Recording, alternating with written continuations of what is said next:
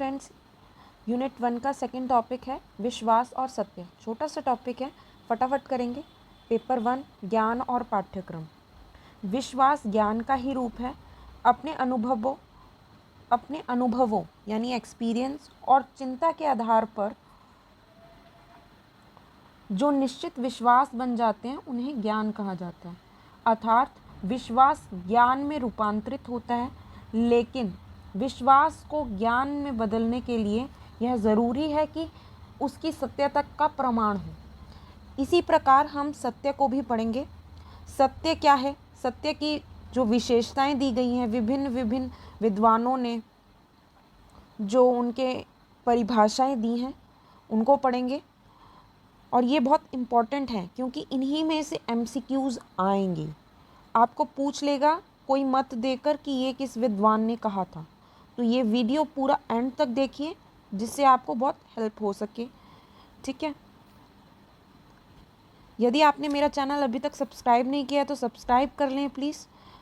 साथ में दिए गए बेल आइकन को प्रेस कीजिए जिससे आने वाली सभी नोटिफिकेशन आपको मिल पाए। विश्वास की परिभाषा दी है। विश्वास क्या है, ठीक है। विश्वास की जनरल सी मैंने अपने शब्दों में बताया है कि विश्वास क्या है और किसका रूप है। विश्वास ज्ञान का ही रूप है। अपने अनुभवों व चिंतन के आधार पर जो निश्चित विश्वास बन जाते हैं उन्हें ज्ञान कहा जाता है। विश्वास को ज्ञान में बदलने के लिए ज़रूरी है कि उसकी सत्यता का प्रमाण हो, ठीक है। और प्रमाण होना बहुत ज़रूरी है, ठीक है। यदि हमारे पास कोई सत्यता का प्रमाण नहीं है तो हम किसी पे आरोप या किसी को अच्छा कि कैसे बोल रहे हैं कि हम अच्छा है या कैसे बोल रहे हैं कि हम बुरा है, उसको विश्वास नहीं दिला सकते हैं। उस ज्ञान में बदलने के लिए ये ज़रूरी है विश्वास, ठीक है।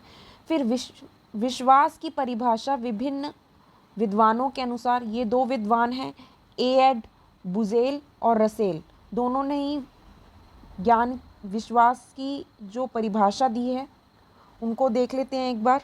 विश्वास को मानसिक क्रिया और अवस्था ना मानकर उसे वृत्ति मानते हुए कहा है। विश्वास के लिए प्रमाण होना अनिवार्य है क्योंकि कोई भी विश्वास आकारण या प्रमाण रहित नहीं होता। हर, ठीक है, जिस पर विश्वास दिलाया जा सकता है, ठीक है, आसानी से। वस्तुतः जिस प्रमाण को हम विश्वास रहित समझते हैं उसमें बात सिर्फ इतनी सी है कि जिस प्रमाण के आधार पर हम विश्वास करते हैं उन प्रमाणों को दूसरों के सामने रखते हुए हम हिचकते हैं कि दूसरा व्यक्ति इस प्रमाण को मानेगा या नहीं। अब बात ये भी है कि कोई बोल देगा ये प्रमाण झूठा है, ठीक है। प्रमाण दिखा भी देंगे तो कई लोग बोलते हैं कि ये झूठा प्रमाण है, मैं विश्वास नहीं करता। तो सबसे पहला पॉइंट है कि विश्वास के लिए करवाने के लिए या विश्वास में बदलने के लिए ज़रूरी है कि प्रमाण होना चाहिए। वो बाद की बात है कि वो माने उस प्रमाण को या नहीं माने, ठीक है। फिर दूसरा, रसेल ने बोला है विश्वास मानसिक और शारीरिक दोनों स्थिति का प्रमाणित मेल है। रसेल का यह मानना है कि विश्वास मात्र मन या मात्र शरीर से संबंधित नहीं है बल्कि मानव संरचना की एक विशेष अवस्था है। विश्वास शब्द को वेबस्टर शब्दकोश ने स्पष्ट करते हुए कहा है कि विश्वास किसी व्यक्ति वस्तु की सत्यता की मानसिक स्वीकृति होती है, ठीक है, कि हम उसको स्वीकार करते हैं या नहीं करते हैं। यह आवश्यक नहीं है कि निरपेक्ष रूप सत्य हो, ठीक है। तो ज़रूरी नहीं है कि जो हम विश्वास करते हैं वो सत्य ही हो, ठीक है, या जिसको हम विश्वास नहीं करते वो सत्य हो, ठीक है। ये अपने ऊपर निर्भर करता है कि हम किस पर विश्वास करते हैं किस पर नहीं। यदि प्रमाण है तो एक पॉसिबिलिटी होती है कि वो विश्वास करेगा, कई लेकिन उन पर भी नहीं करते कि ये प्रमाण झूठे हैं, ऐसे बोल देते हैं, ठीक है। तो वो अपनी है, लेकिन जो अनिवार्य चीज़ क्या है, प्रमाण होना आवश्यक है विश्वास में बदलने के लिए। दोनों यही कहते हैं। दोनों का मत यही है कि विश्वास के लिए फर्स्ट थिंग है कि प्रमाण होना अति आवश्यक है। फिर इसकी मैंने ऊपर परिभाषा भी दे दी है कि विश्वास किसी व्यक्ति वस्तु की सत्यता की मानसिक स्वीकृति होती है, यह आवश्यक नहीं कि निरपेक्ष हो। फिर अब इसकी 3 चीज़ें दी गई हैं, 3 बातें स्पष्ट होती हैं इस परिभाषा से कि विश्वास की स्थिति में निरपेक्ष सत्यता आवश्यक नहीं है। ज़रूरी नहीं है कि वो विश्वास की स्थिति में कि ये सत्य ही हो, ठीक है। विश्वास एक प्रकार की मानसिकता है, एक मानसिकता है कि हाँ भाई ठीक है, ये हमने कर लिया विश्वास या नहीं किया, ठीक है, एक मानसिकता है बस। यह मानसिकता किसी तथ्य को स्वीकार करने की है, ठीक है, स्वीकार करने की भी है और नहीं करने की भी है, ठीक है। फिर इसके बाद जो सत्य के सिद्धांत हैं, इसके साथ साथ विश्वास का मैं आपको एक और चीज़ें बताना चाहती हूँ। 3 अनिवार्य शर्तें भी हैं। ज्ञाता की मन में विश्वास होना, ठीक है, विश्वास का सत्य होना, विश्वास को सत्य मानने के लिए उसके पास प्रमाण का होना, ये चीज़ अनिवार्य है। ज्ञाता के मन में विश्वास होना यानी किसी विश्वास के बिना कोई ज्ञान नहीं हो सकता। जैसे हम कोई बुक पढ़ते हैं, पुस्तक ही ले लो, अगर हम उस पर विश्वास करते हैं तो वो हमारा ज्ञान है, और अगर नहीं करते हैं तो वो ज्ञान है ही नहीं, ठीक है, जो हमने सीखा है। इसलिए ज्ञाता के मन में विश्वास होना अति आवश्यक है। कई बार हम बुक में पढ़कर बोल देते हैं, कोई चीज़ अटपटी लगती है तो ऐसे थोड़ी हो सकता है, बट वो यही कह रहा है कि विश्वास होना अति आवश्यक है, ठीक है। फिर दूसरी बात है विश्वास का सत्य होना। विश्वास जिस पर हम करते हैं वो सत्य भी होना चाहिए। वे विश्वास ही ज्ञान है या उस ज्ञान की श्रेणी में आते हैं जो सत्य भी हो। इसलिए विश्वास को ज्ञान की श्रेणी में लाने के लिए उसमें सत्यता का होना आवश्यक है, अनिवार्य है, ठीक है। फिर तीसरा है विश्वास को सत्य मानने के लिए उसके पास प्रमाण होना आवश्यक है। ये पहले बताया, दोनों विद्वानों के अनुसार भी यही इम्पॉर्टेंट है कि प्रमाण होना अति आवश्यक है, उससे पॉसिबिलिटी बढ़ जाती है। विश्वास को सत्य मानने के लिए प्रमाण का होना अत्यंत ज़रूरी है। माना जा सकता है कि ज्ञान की परिभाषा देते हुए प्लेटो ने कहा है, अब पूछ लेगा, उसकी मत देते हुए पूछ लेगा कि ये किस विद्वान ने कहा है। अब प्लेटो ने कहा है, सभी विद्वानों का एक साथ मत लिख लें कि किस विद्वान ने क्या कहा है, ठीक है। अब प्लेटो ने कहा है सत्य विश्वास के साथ साथ अगर तार्किक प्रमाण भी हो हम उसे ज्ञान कहते हैं, ठीक है। तो मैं आपको एक बार ये सब चीज़ें एक बार लिखित में भी दे दूँगी कि कौन से विद्वान ने क्या चीज़ कही है। मैं शाम तक आपको बता दूँगी, शाम तक आपको एक वीडियो डाल दूँगी जिसमें सारे विद्वान के मत जो हैं ज्ञान को लेकर हों या फिर विश्वास को लेकर हों, वो डाल दूँगी। और कुछ रिलेटेड क्वेश्चंस भी अगली वीडियो में मैं डालने वाली हूँ जो MCQ में आ सकते हैं, ठीक है।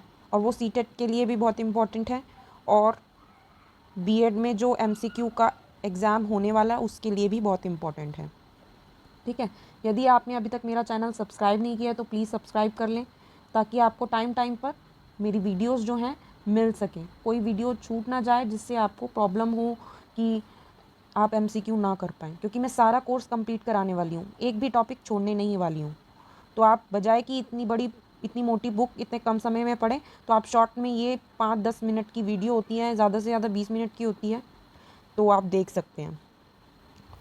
सत्य के सिद्धांत यानी थ्योरीज ऑफ ट्रूथ, विभिन्न स्रोतों से ज्ञान प्राप्त कर लेना ही पर्याप्त नहीं है, यह जानना भी आवश्यक है कि ज्ञान सत्य है और असत्य, सही है या गलत, अच्छा है या बुरा। ऑब्वियस है कि ये जानना भी आवश्यक है, ये सही बात बोल रहे हैं या गलत, सत्य है या असत्य है। इस सत्य, सही या अच्छे ज्ञान की परख अथवा जांच कैसे की जा सकती है, इस प्रश्न के उत्तर में इस ज्ञान को कैसे परखा जाए। अब कैसे पता लगाया जाए कि ये ज्ञान सही है या नहीं, सत्य है या असत्य है। जिस ज्ञान को हम प्राप्त करते हैं क्या वह वैध है, वैलिड है या इनवैलिड है। अब मैंने आपको CRSU की जो डेटशीट दी है, अब वो वैलिड है या इनवैलिड कैसे पता चलेगा, ये हम जानेंगे इसमें। उसके वैध होने के क्या प्रमाण हो सकते हैं। आप ऑब्वियसली बात है, अगर मैंने कोई इन्फॉर्मेशन दी है तो आप एक बार CRSU की साइट पे जाकर देख लें कि भाई ये सत्य है या कोई भी वीडियो आप देखते हैं, मैं अपनी बात नहीं कर रही हूँ, या कोई भी वीडियो देखते हैं तो आप ये प्रमाण से उसकी वेबसाइट देख के कि भाई हाँ डेटशीट आई है, कोई डेटशीट दी हुई है। मैंने तो आपको कोई वो ज़्यादा थंबनेल वगैरह कुछ नहीं मैंने क्रिएट किया, क्योंकि इतना टाइम ही नहीं है। पहले नोटिफिकेशन देना इम्पॉर्टेंट है, सूचना देनी इम्पॉर्टेंट है, या थंबनेल देखूँ मैं। जब टाइम निकल जाएगा सूचना देने का तो फ़ायदा नहीं है, तो टाइमलीनेस पे होनी चाहिए सूचना। तो इसीलिए मैंने कोई क्रिएट नहीं किया है थंबनेल और यहाँ फिर कुछ, मैंने एकदम वैलिड इन्फॉर्मेशन दिया आपको। यह समस्या विज्ञान, धर्म तथा दर्शन शास्त्र में आज भी बनी हुई है और इस समस्या के समाधान हेतु विद्वान लगे हुए हैं, और उस समस्या का समाधान निकालने के लिए आज भी विद्वान जो हैं इतनी रिसर्च कर रहे हैं। ज्ञान की सत्यता के संदर्भ में दार्शनिकों के मुख्य 4 सिद्धांत निम्न दिए गए हैं। अब ये 4 सिद्धांत दिए गए हैं। स्वयं सिद्धि सिद्धांत यानी सेल्फ एविडेंस थ्योरी, अनुकूलवादी सिद्धांत कॉरस्पॉन्डेंस थ्योरी, व्यवहार सिद्धांत व्यवहारवादी सिद्धांत प्रैग्मेटिक थ्योरी, सामंजस्य सिद्धांत कोहेरेंस विथ थ्योरी। अब मैंने इसकी न्यू स्लाइड नहीं बनाई है, नीचे जो 4th पॉइंट है सामंजस्य सिद्धांत, इसके आगे से 2 पॉइंट और हैं, 2 भाग और हैं। तो पहले हम जानेंगे स्वयं सिद्धि सिद्धांत क्या है, सेल्फ एविडेंस थ्योरी क्या है। इस सिद्धांत के अनुसार ज्ञान स्वयं सिद्ध है क्योंकि यह सीधा, सरल और स्पष्ट होता है। जो ज्ञान जितना सरल, सीधा, स्पष्ट है वह उतना ही सत्य होता है।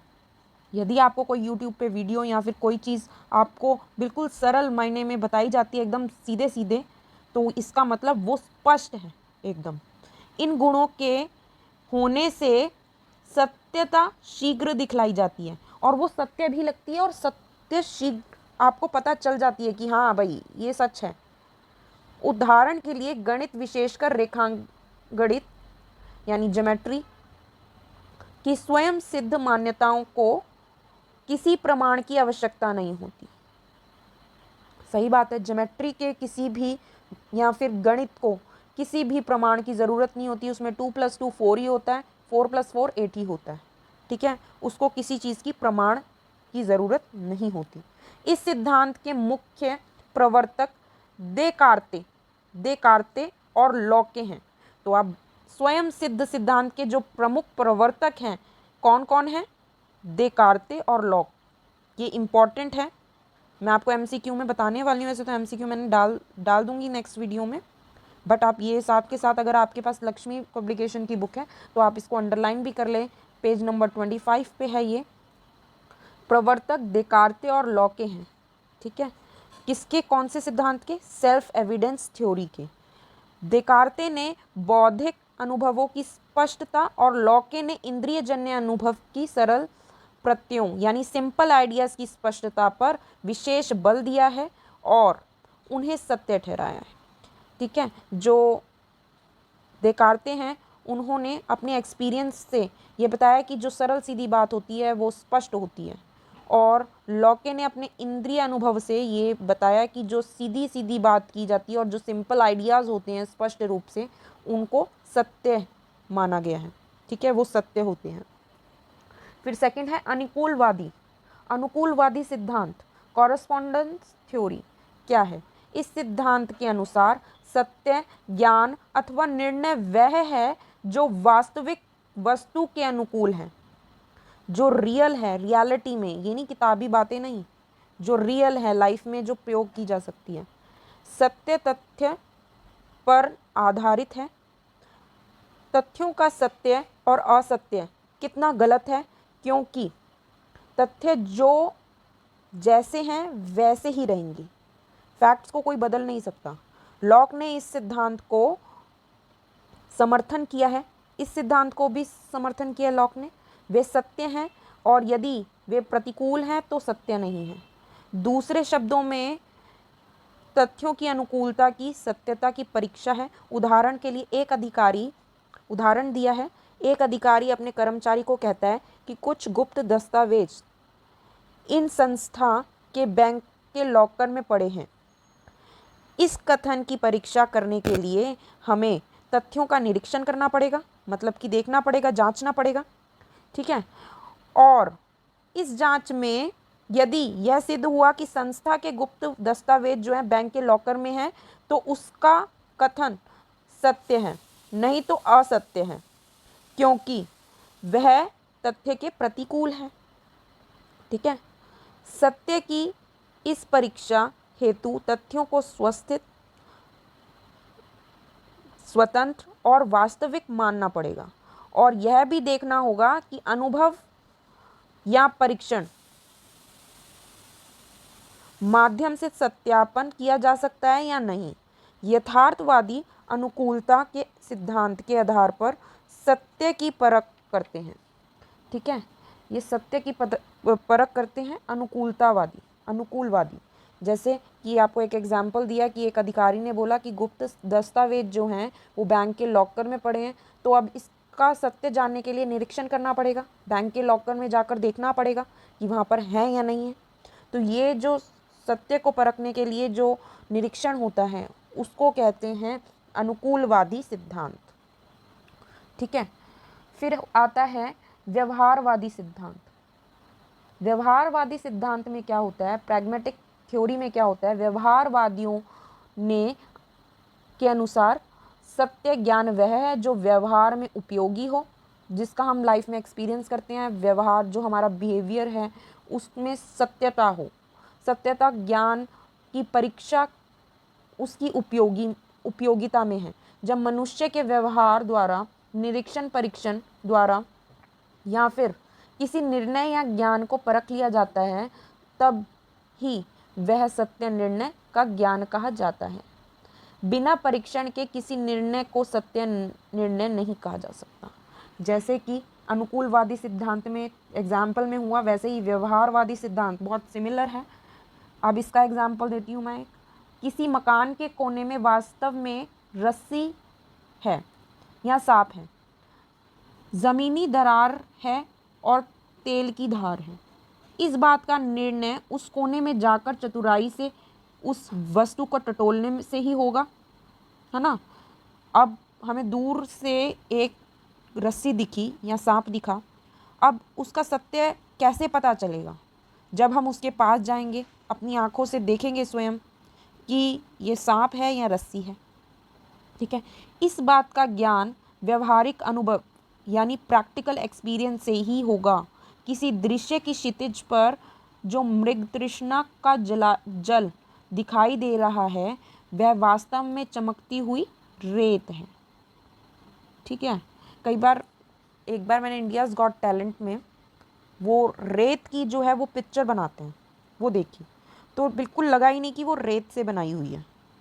और उसका वास्तविक ज्ञान करने के लिए हमें क्या करना होगा, उसके पास जाकर देखना होगा कि ये सत्य है या नहीं, ठीक है। जब उन्होंने जूम किया कैमरा तो उससे पता चला कि ये वास्तविक है, व्यवहारवादी है और सत्य है, ठीक है।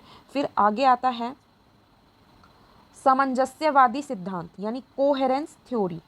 कोहेरेंस थ्योरी क्या है? आदर्शवादियों ने इस सिद्धांत को प्रतिपादित किया है। किसने प्रतिपादित किया है? आदर्शवादियों ने, ठीक है।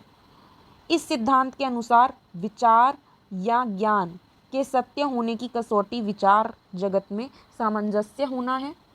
हॉगल या हेगल भी बोल सकते हैं आप, हेगल हॉगल, कई बुक्स में हॉगल है, कई बुक्स में हेगल है, तथा उसके अनुयायी ब्रैडली, बोसांके, जायसी आदि इस मत के समर्थक हैं। इस सिद्धांत के अनुसार संबंधित घटनाओं और वस्तुओं के संदर्भ में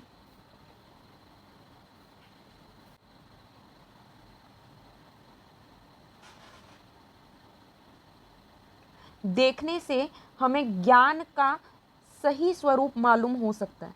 प्रोफेसर ब्रैडले का कथन है, सत्य अंत संबंधित सामंजस्य इकाई है, ठीक है।